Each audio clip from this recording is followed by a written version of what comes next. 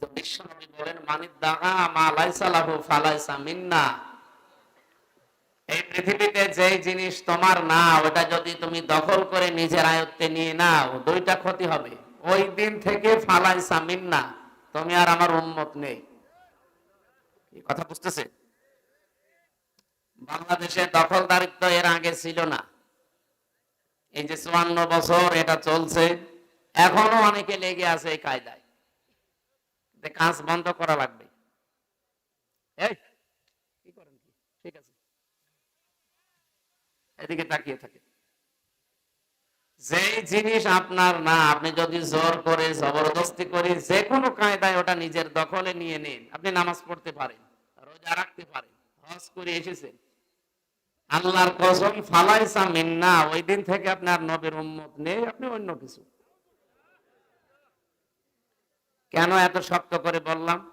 এখানে যারা আলেম আছে, কোন বক্তব্যের আগে যদি ফা আসে, তার আগে কি আছে পরে কি আছে, যদি সত্যি আপনি পরের কাজগুলো করে থাকেন, নবী যে গ্যারান্টি দেওয়ার জন্য ১৯টা অর্থে আছে ফা, এখানে একটা এসেছে। এক নম্বরে, এই দেশে এবং পৃথিবীতে আজ যারা অন্যের জিনিস দখল করে নেয়, তারা আর যাই হোক নবীর উম্মত নেই। বিশ্ব নবীর উম্মত যারা না, তারা হয় ইহুদি হবে, নাই খ্রিস্টান হবে, নাই মুশরিক হবে, নাই বৌদ্ধ হবে।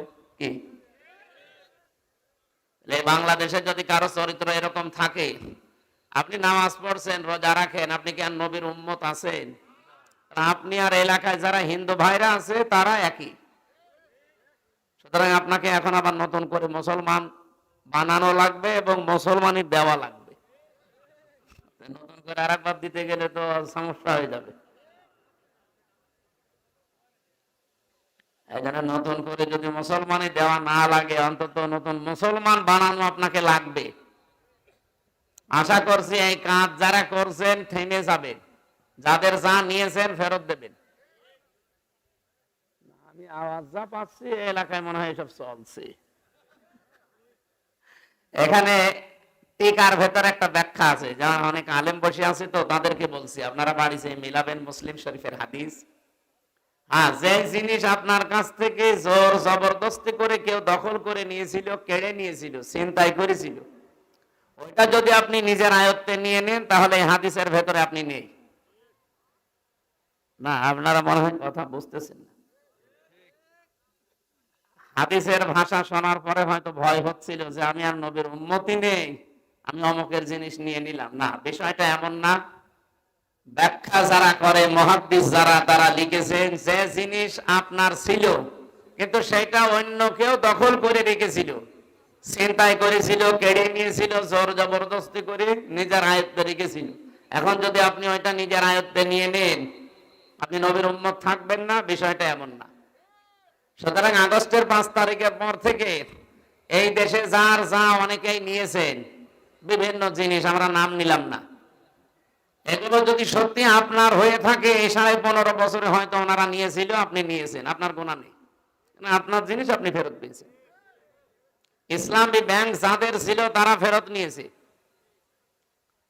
যে মানুষগুলো এতদিন জোর জবরদস্তি করে খেত, এই ব্যাংক কি তাদের বাবা?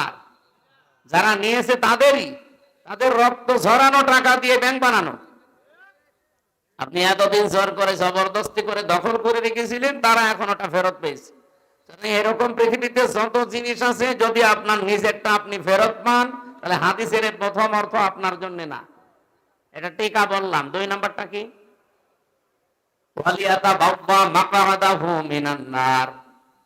বিশ্বনবী জানিয়েছেন সে যেন তার নিজের স্থান জাহান্নামে বুকিং করে দিল।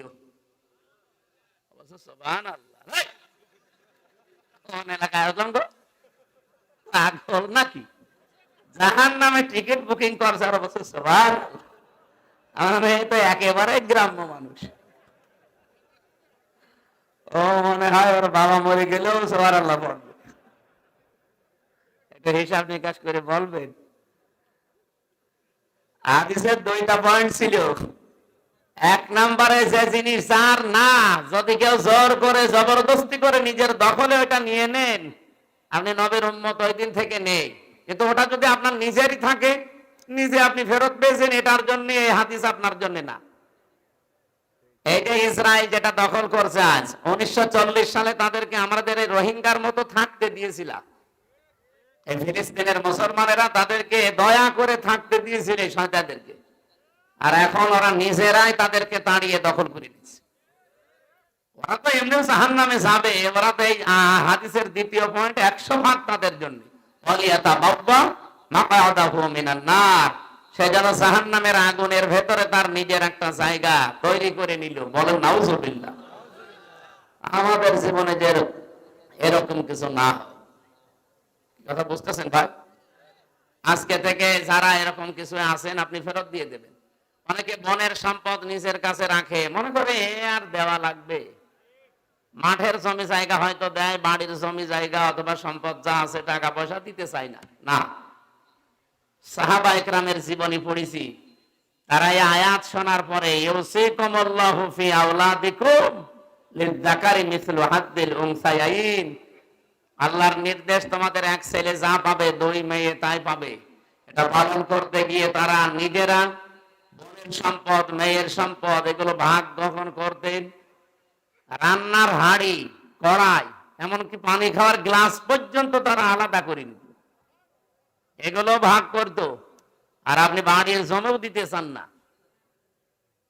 অন্যের জমি জায়গায় যদি কেউ আত্মসাৎ করে দখল করে নেয় মেরে খায় তাহলে তার একটা গুনাহ হবে। কয়টা? বলেন বলেন। জুলুমের গুনাহ শুধু। কিন্তু কেউ যদি নিজের বোনের জমি ফাঁকি দেয়, ভাইয়ের জমি ফাঁকি দেয়, ফুফুকে না দেয়, চাচাকে মেরে দেয়, ওর ডবল গুনাহ হবে। একটা হচ্ছে জুলুমের গুনাহ আর একটা আত্মীয়তার সম্পর্ক ছিন্ন করার গুনাহ। এই দুই গুনাহ বাংলাদেশে চলছে না।